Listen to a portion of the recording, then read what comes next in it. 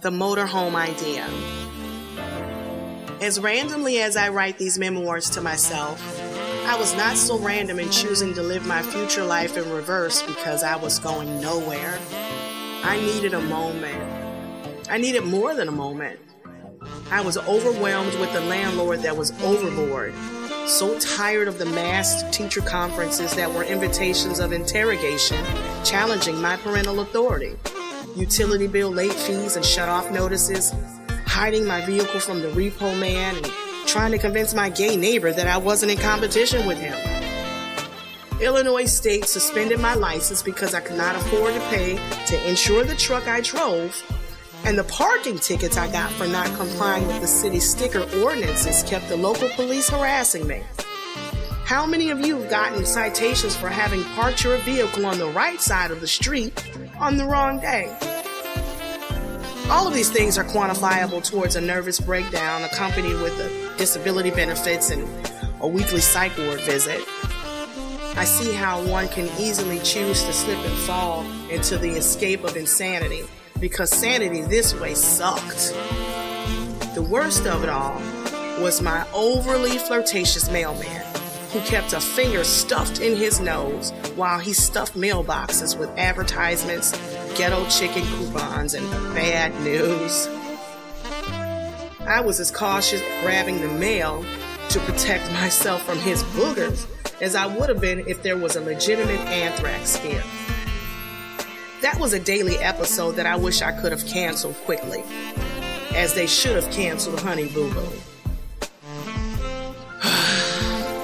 How did I get the weight of the world on my shoulders?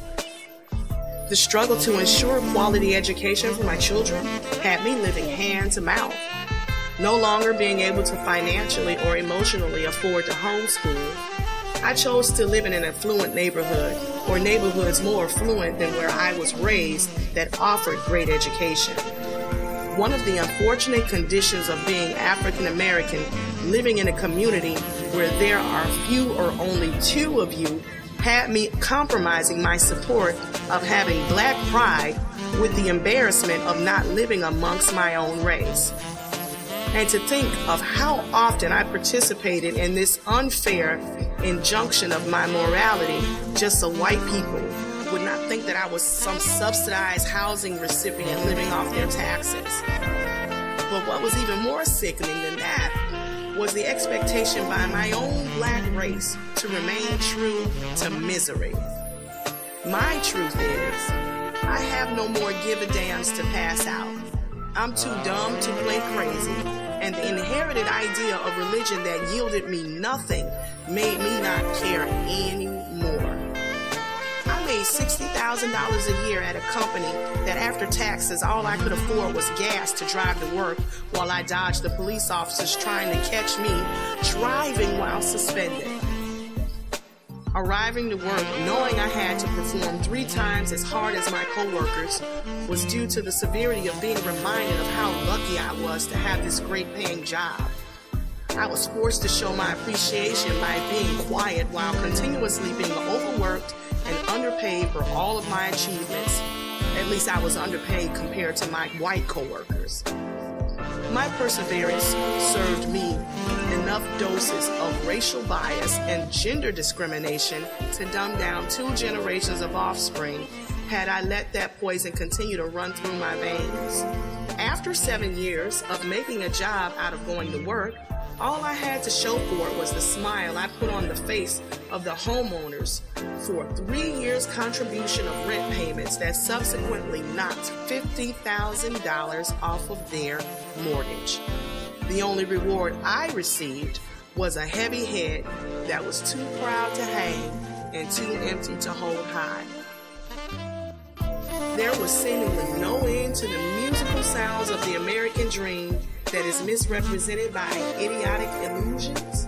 We didn't compose, but we all danced to it and believed in it. The harder I worked at working harder at it, the more transparent I was becoming. I watched my life become a living death, and no one was weeping for me. No one was grieving for me. I wasn't even grieving for myself. Nobody told me I was supposed to. It seems Like everyone didn't want to see me or believe that my struggle was real, and neither did I. A divorced mom armed with 4 mentally savvy children that cried at the memory of their dad before schizophrenia became his entire being is the only ammunition I could load in the chamber of my defense. I needed to protect myself and my children, but all I could do was throw the statistics that the world used to judge me right back at them. Nobody was going to tell me I wasn't shit. How did I get the weight of the world on my shoulders? I didn't want to fall victim to the self-sabotaging mindset I shared with my peers. This mindset was disguised as a predator, imitating my own thinking, and it started to reveal itself as the man behind the curtain. I've been set up. This was all expected and rehearsed just to get me to surrender my will. How did I get the weight of the world on my shoulders? I asked myself for the 3rd time, all the way to probably the 2000th time, and then I got my answer. I forgot to exhale. I forgot how to breathe. I fell out of cycle with myself. I needed a permanent vacation, a harmonized inspire and expire of air to flow fluidly and bring oxygen to the oxygen-depleted parts of my brain.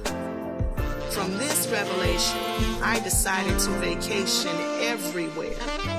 I've had a job ever since I was 15, and now at 37, I decided to spend the rest of my life vacationing. I wanted to master how to utilize the currency of breath, and I wanted to spend mine on a recreational vehicle and take myself and my children everywhere. I was becoming transparent, but not the way that it was pre-scripted.